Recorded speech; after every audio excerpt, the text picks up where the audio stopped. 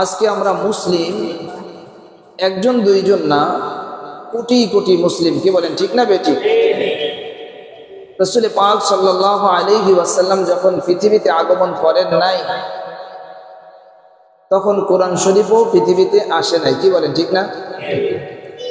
নবীজি সাল্লাল্লাহু আলাইহি ওয়াসাল্লামের আগমনের আগে হযরত ঈসা আলাইহিস সালাতু ওয়াস সালামের আগমনের পরে লম্বা একটা টাইম, প্রায় 600 বছর, প্রায় 600 বছরের একটা গ্যাপ। এই লম্বা সময়ে নবী নাই, কিতাব নাই, নবীও নাই, কিতাবও নাই। লম্বা সময়ের গ্যাপ থাকার কারণে মানুষ ধর্মীয় যে চেতনা, ধর্মীয় যে অনুভূতি, ধর্মীয় জ্ঞান থেকে মানুষ সরতে সরতে সরতে সরতে একেবারে অন্ধকারের ভিতরে তারা নিমজ্জিত হয়ে গিয়েছিল। কি বলেন, ঠিক না বেটি? যখন কোরআন শরীফ আসে নাই, রাসূল পাক সাল্লাল্লাহু আলাইহি ওয়াসাল্লাম আগমন করেন নাই, আল্লাহ তাআলা এখনো নবীকে পাঠান নাই, কিতাবও পাঠান নাই, মানুষ অন্ধকারের মধ্যে নিমজ্জিত। কতটা নিমজ্জিত? পবিত্র কাবা ঘর তারা উলঙ্গ অবস্থায়, নারী পুরুষ উলঙ্গ অবস্থায় তওয়াফ করে। জোরে বলেন নাউজুবিল্লাহ। মানুষের কাছে যখন আসমানি কিতাবের জ্ঞান না থাকবে, নবী না থাকবে, নবীর ওয়ারিস না থাকবে, তখন মানুষ এভাবেই অন্ধকারের মধ্যে তারা নিমজ্জিত হয়ে যাবে। এরপরে যখন আল্লাহ তাআলা দয়া করে মায়া করে শ্রেষ্ঠ রাসূলকে পাঠিয়ে দিলেন, শ্রেষ্ঠ কিতাবকে আল্লাহ তাআলা পাঠিয়ে দিলেন, শ্রেষ্ঠ রাসূল আসছেন, শ্রেষ্ঠ আলোকবর্তিকা নিয়ে আসছেন, অন্ধকার খালি দূর হচ্ছে, অন্ধকার খালি দূর হচ্ছে। তাম দুনিয়ার ভিতরে আল্লাহ নবী সাল্লাল্লাহু আলাইহি ওয়াসাল্লাম এমন এক আলো জ্বালায় দিলেন, পৃথিবী খালি আলোতে আলোতে পৃথিবীটা ভরে গেল। জোরে বলেন সুবহানাল্লাহ। আমাদের কাছে এখনো সেই কিতাব আছে না নেই? সবাই বলেন আছে। কিন্তু এখন আমরা মুসলিম, কিন্তু আমরা কোরআন শরীফ পড়তে চাই না, কোরআন শরীফের দিকে এগোতে চাই না। অথচ এটা এত বড় মস্ত বড় কিতাব, এর চাইতে শ্রেষ্ঠ করে কিতাব আল্লাহ তাআলা দুনিয়াতে কি করেন নাই, পাঠান নাই। শ্রেষ্ঠ কিতাব আমাদের কাছে আছে। এর প্রত্যেকটা শব্দ শব্দ, প্রত্যেকটা অক্ষর অক্ষর, প্রত্যেকটা বাক্য, প্রত্যেকটা সূরা, প্রত্যেকটা পৃষ্ঠা আল্লাহ পাক রব্বুল আলামিনের কালাম। জোরে বলেন না সুবহানাল্লাহ। যদি কেউ আল্লাহ তাআলার সঙ্গে কথা বলতে চায়, সে যেন কোরআন শরীফ পড়ে। সুবহানাল্লাহ বলেন। আল্লাহ তাআলার সঙ্গে কি আপনার কথা বলতে ইচ্ছা করে না? আল্লাহ তাআলার সঙ্গে যখনই আপনার কথা বলতে ইচ্ছা করে, সাথে সাথে আপনি কোরআন শরীফ পড়েন। বিসমিল্লাহির রহমানির রহিম পড়েন না সবাই? এই যে কথা বলা কি হয়ে গেল, শুরু হয়ে গেল। আলহামদুলিল্লাহি রাব্বিল আলামিন আর রহমানির রহিম মালিকি ইয়াউমিদ্দিন ইয়্যাকা না'বুদু ওয়া ইয়্যাকা নাস্তাঈন اهدنا الصراط المستقيم صراط الذين أنعمت عليهم غير المغضوب عليهم ولا الضالين آمين। ভালো লাগবে না খারাপ লাগবে? মনের ভিতরে যে কষ্ট, মানুষের হৃদয়ে যত কষ্ট আছে, মানুষের মনে কষ্ট থাকে কি থাকে না? যত কষ্ট থাকে কোথায়? মাথার ভিতরে না, মনের ভিতরে? মনের ভিতরে। বলে না ভাই তোমার তো এত টাকা পয়সা এত কিছু আছে, ভাই মনটা ভালো নেই। কি বলে? মনটা ভালো নেই। মনটা মেইন জিনিস। মানুষের হৃদয়ের ভিতরে যত কষ্ট থাকবে, এই কষ্ট দূর করার ব্যবস্থাপত্র আপনি কোরআন শরীফ পড়েন। আপনি কি পড়েন? সবাই বলেন কোরআন শরীফ পড়েন। আপনার মনের কষ্টকে, মনের অশান্তিকে আল্লাহ তাআলা দূর করে দিবেন।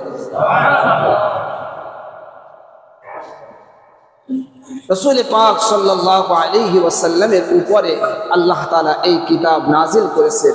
শ্রেষ্ঠ কিতাব শ্রেষ্ঠ রাসূলের উপরে নাজিল করেছেন। জোরে বলেন সুবহানাল্লাহ। খালি কি জীবনভর খালি কি ওয়াজি শুনে যাবেন নাকি আমলও করবেন? কি বলেন? খালি কি আমরা শুনে যাব নাকি করব? আজকের এই জুমা থেকে আমরা একটা কঠিন সিদ্ধান্ত নেব, নিতে পারবো না ইনশাআল্লাহ? সিদ্ধান্ত নিলে লাভ হবে কার? আপনার লাভ হবে। আর সিদ্ধান্ত না নিলে লস হবে কার? আপনার হবে। প্রত্যেকটা ঘর ঘর, প্রত্যেকটা ব্যক্তি ব্যক্তি আল্লাহ তাআলার কোরআনে কারীমের সঙ্গে তাকে সম্পর্ক করায় দিতে হবে। সমাজ থেকে, দুনিয়া থেকে, ঘর থেকে, অফিস থেকে মানুষ যদি অশান্তি দূর করতে চায়, যত দুর্নীতি আছে যদি দূর করতে চায়, তার ব্যবস্থাপত্রের নাম পবিত্র কোরআনুল কারীম। মানুষকে কোরআনের সঙ্গে জোড়ায় দেন, সর্বস্তরের মানুষকে কোরআনের কারীমের সঙ্গে জোড়ায় দেন। ওই মানুষ চুরি করতে পারবে না, ওই মানুষ জিনা করতে পারবে না, ওই মানুষ মিথ্যা বলতে পারবে না, ওই মানুষ আরেকজনকে ফাঁকি দিতে পারবে না। ওই মানুষ তো নিজের চিন্তায় অস্থির থাকবে, আরে এগুলো নিয়ে আমি কি করব, এতগুলো নিয়ে আমি কি করব, একটু পরেই তো আমি চলে যাব। কালামে পাকের ভিতরে আল্লাহ তাআলা ঘোষণা করেছেন, কুল্লু নাফসিন যায়িকাতুল মাউত সুম্মা ইলাইনা তুরজাউন।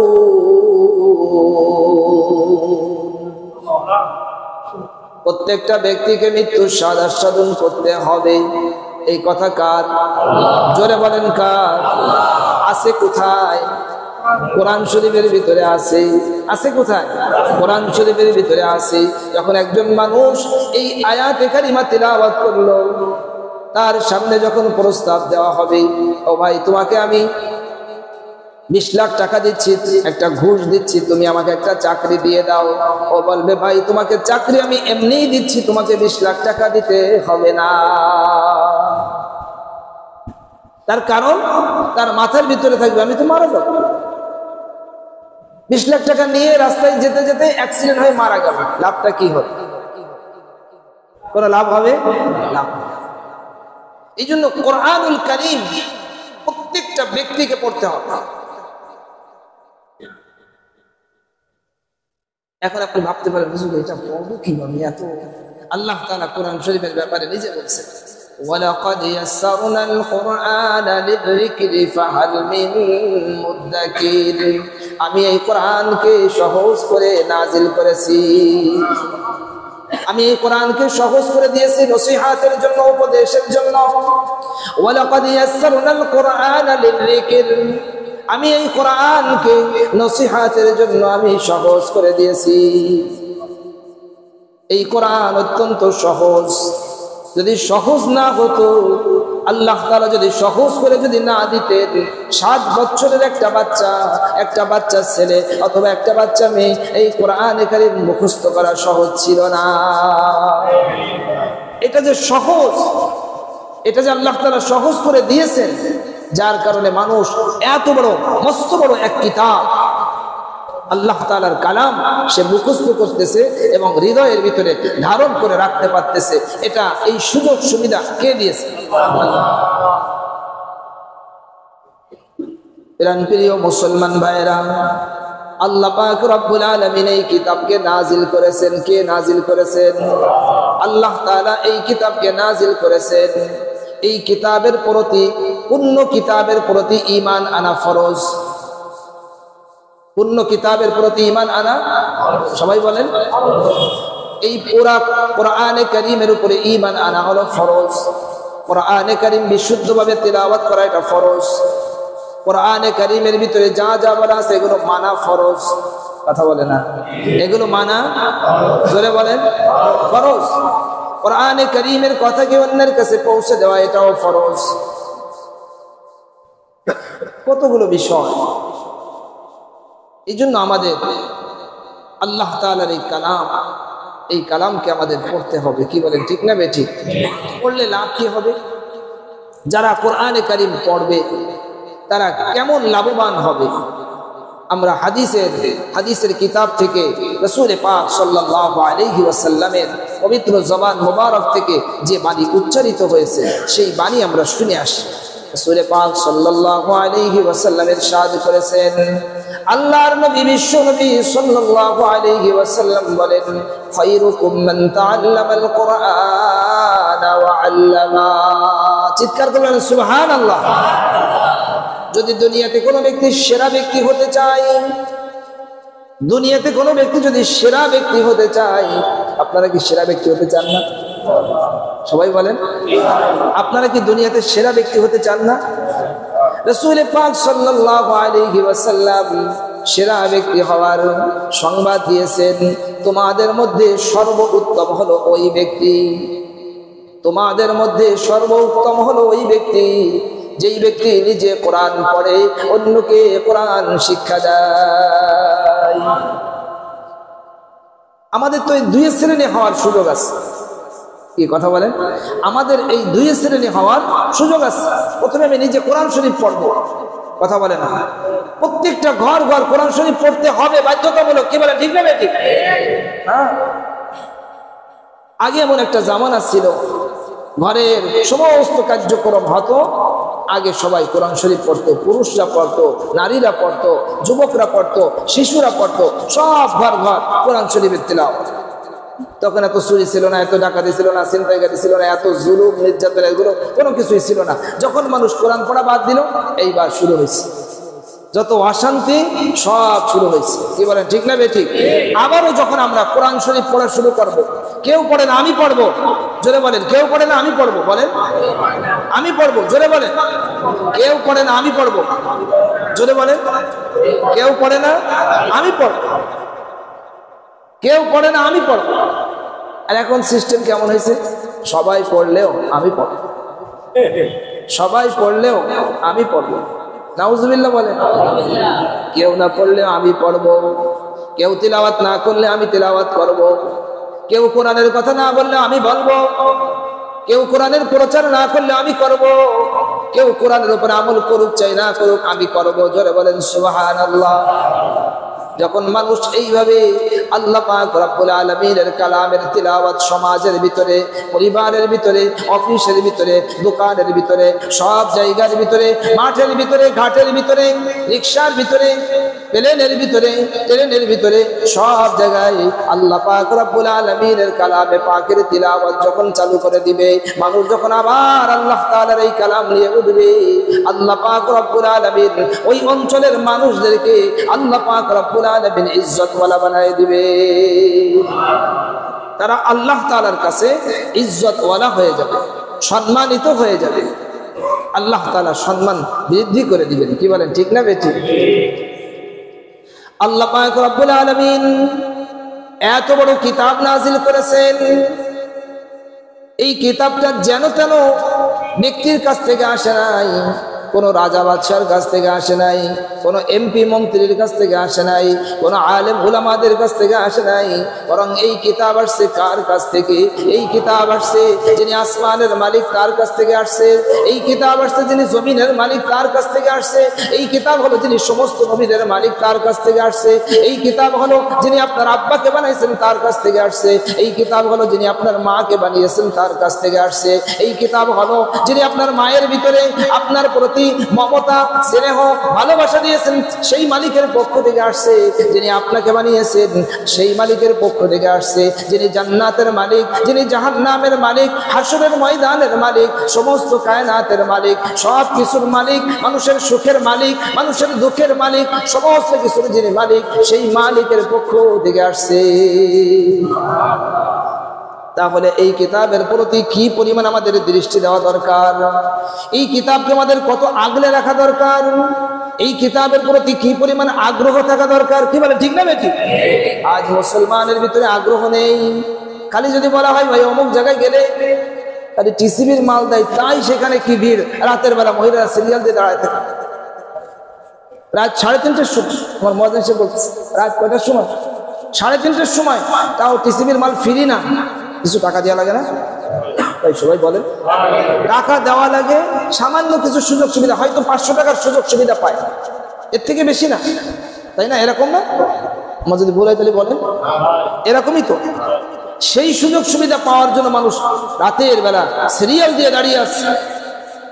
আর যে মালিক কত সুযোগ সুবিধা দেওয়ার কথা বলছেন, আমরা কোথায় আছি? আল্লাহ তাআলার কালামকে আমরা ছেড়ে দিয়েছি।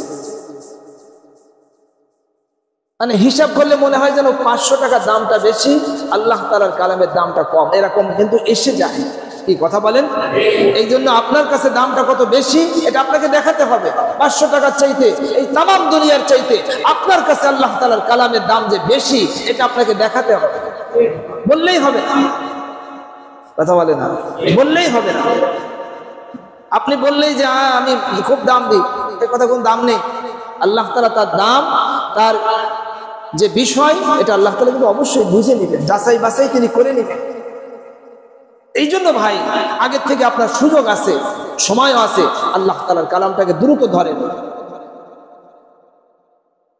আল্লাহ পাক রব্বুল আলামিন তার পক্ষ থেকে এই কিতাব আসছে। তাবারাকাল্লাযী নাযালাল ফুরকান আলা আবদিহি লিয়াকুনা লিল আলামিন নাযীরা। বরকতময় ওই সত্তা, তাবারাকাল্লাযী নাযালাল ফুরকান, যিনি ফুরকানকে নাজিল করেছেন, সেও বান্দা মুহাম্মাদুর রাসূলুল্লাহ সাল্লাল্লাহু আলাইহি ওয়াসাল্লামের উপরে। জোরে বলেন সুবহানাল্লাহ। লিয়াকুনা লিল আলামিন নাযীরা। এই কোরআন নাজিল কেন করলেন? বিশ্বনবী সাল্লাল্লাহু আলাইহি ওয়াসাল্লাম জগৎবাসীকে ভয় দেখাবেন। জগৎবাসীকে ভয় দেখানোর জন্য নাজিল করেছেন আল্লাহ তাআলা, লিয়াকুনা লিল আলামিন নাযীরা। এই জগতে যত মানুষ, সব মানুষকে কবরের ভয় দেখাবেন, হাসরের ময়দানের ভয় দেখাবেন। ও পৃথিবীর মানুষ, হাসরের ময়দানের কথাকে ভুলে যেও না। ও পৃথিবীর মানুষ, কবরের কথাকে ভুলে যেও না। এই দুনিয়া এখন আছে, একটু পরে আর থাকবে না।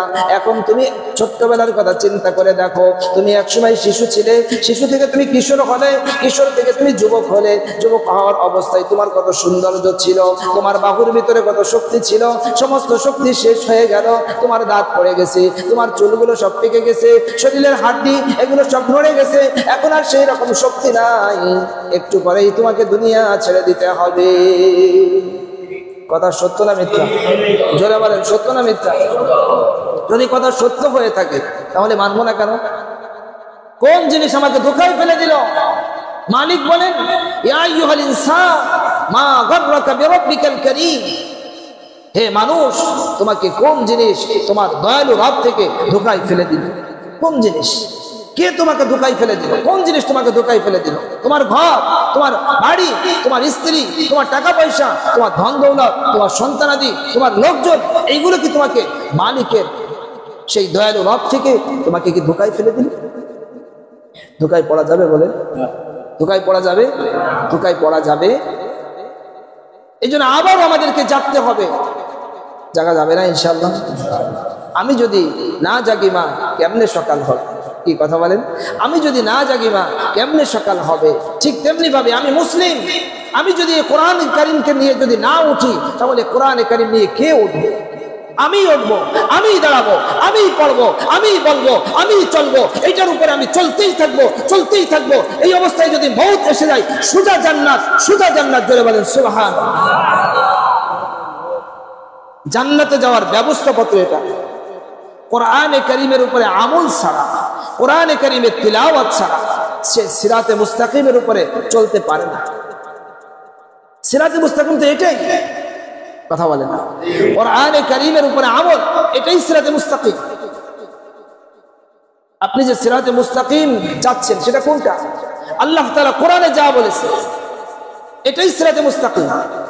এটার উপরে দাঁড়ান, দৃঢ়ভাবে দাঁড়ান। যদি আপনার জান্নাতে যাওয়ার সত্যিই যদি ইচ্ছা থাকে, কথা বলেন, জান্নাতে যাওয়ার যদি সত্যি আপনার ইচ্ছা থাকে, জান্নাতে যদি সত্যি আপনি যেতে চান, একটা হলো মিথ্যা মিথ্যা যেতে চাওয়া, একটা হলো মিথ্যা মিথ্যা যেতে চাওয়া, আর হলো সত্যি সত্যি যেতে চাওয়া। যখন একজন মানুষ সত্যি যদি আসলে জান্নাতে যেতে চায়, বিকল্প কোনো রাস্তা নেই। যদি বিকল্প রাস্তা থাকে আমাদের জানান যে হুজুর একটা বিকল্প রাস্তা পাইছি, কথা বলেন। যদি কোনো বিকল্প রাস্তা পান তাহলে আমাদেরকেও জানান। আমরা যেটা পেয়েছি সেটা আপনাদেরকে বলতেছি যে এটাই জান্নাতে যাওয়ার রাস্তা। এই রাস্তার উপর আপনি ওঠেন, এই রাস্তার উপর আপনি চলেন, এটা সোজা রাস্তা। সিরাতে মুস্তাকিম মানে সোজা রাস্তা। সিরাতে মুস্তাকিম মানে সোজা রাস্তা। পবিত্র কোরআনুল কারীম আমাদের পড়তে হবে। পড়লেই কেমন লাভ, হাদিস তো আপনাদের শোনালাম।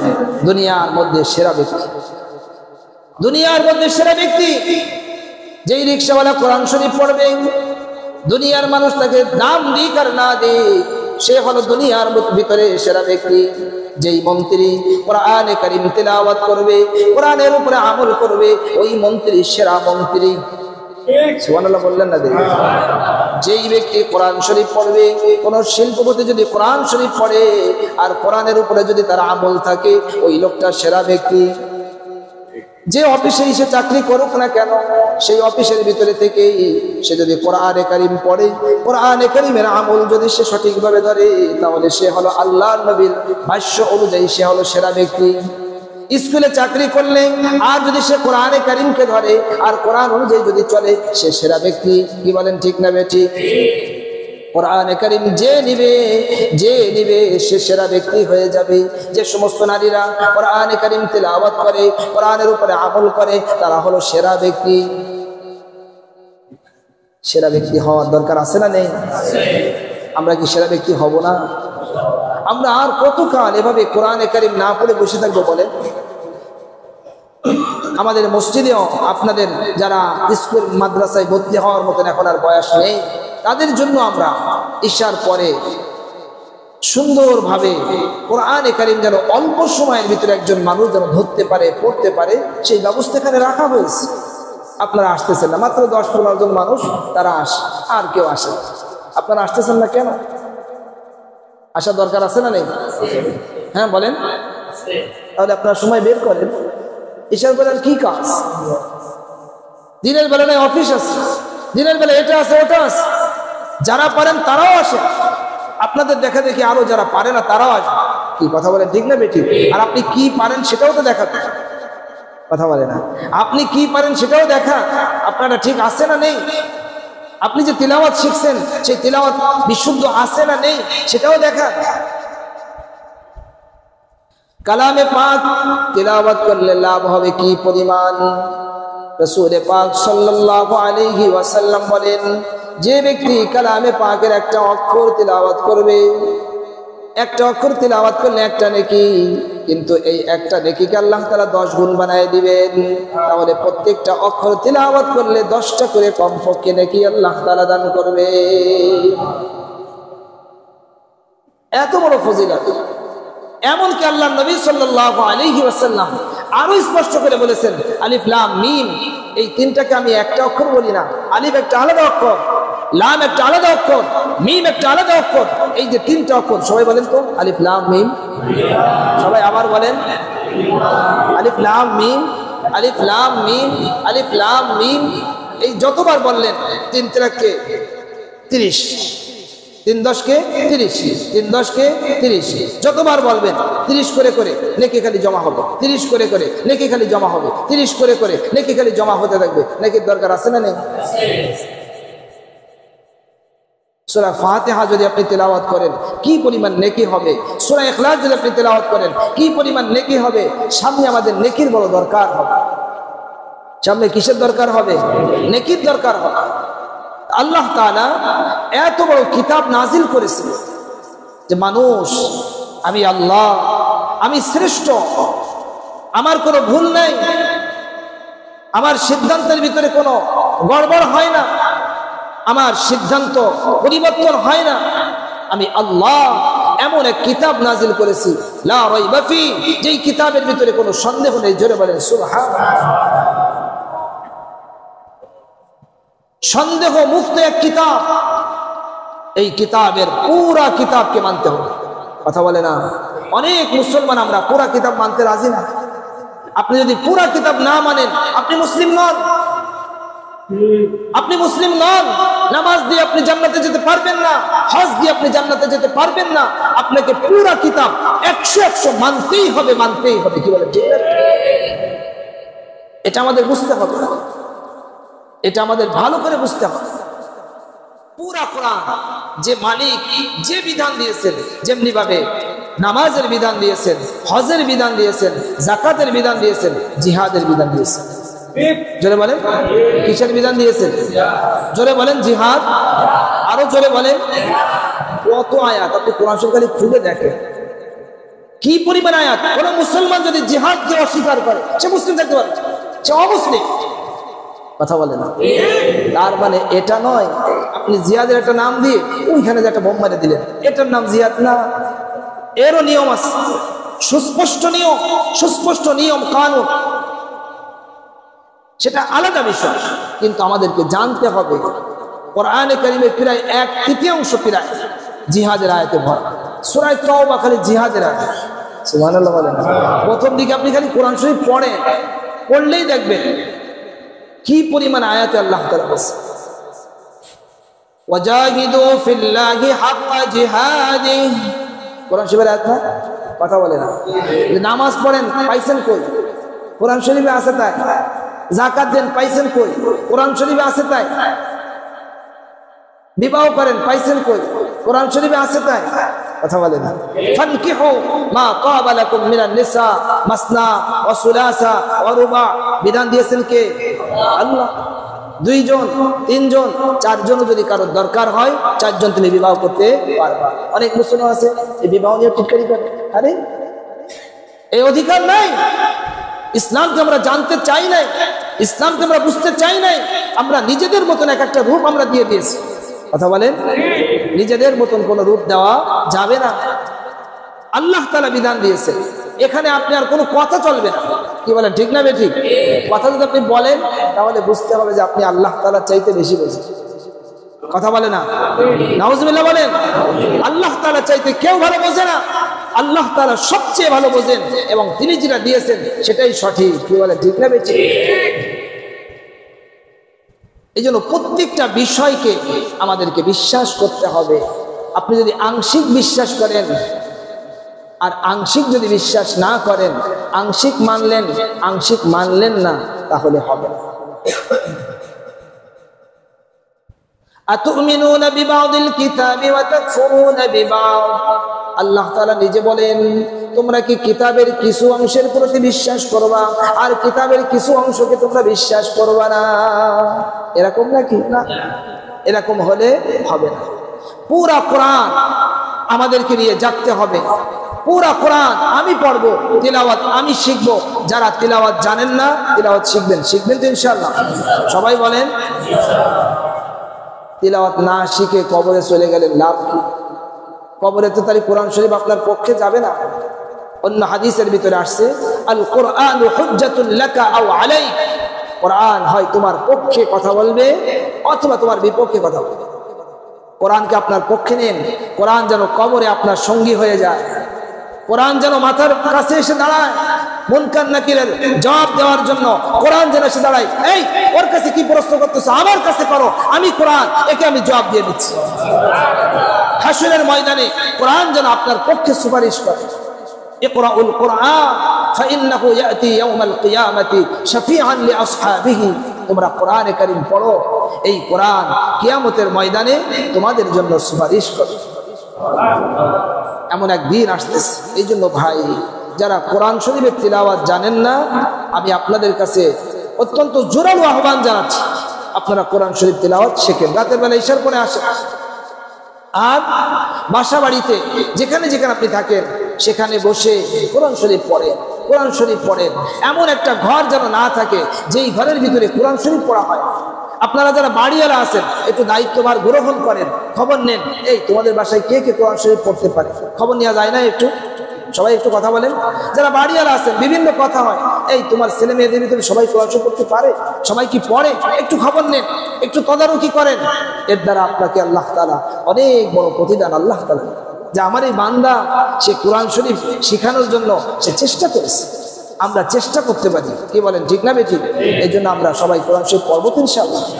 কোরআন শরীফ যদি আমরা পড়ি তাহলে আল্লাহ তাআলার কাছে আমরা মাহবুব হয়ে যাব, আল্লাহ তাআলার প্রিয় হয়ে যাব। এবং আমাদের এই ধারাবাহিক আলোচনা ইনশাআল্লাহ চলতে থাকবে। কোরআন শরীফের উপরেই আমাদের আলোচনাগুলো ইনশাআল্লাহ চলবে, যাতে সামনে রমজান মাস মানুষ যেন মোটামুটি একটা কোরআন শরীফের একটা ধারণা পায় এবং পুরো রমজানে যেন সবাই কোরআন শরীফের ভিতরে যেন ঢুকতে পারে। সকলে বলেন আমিন।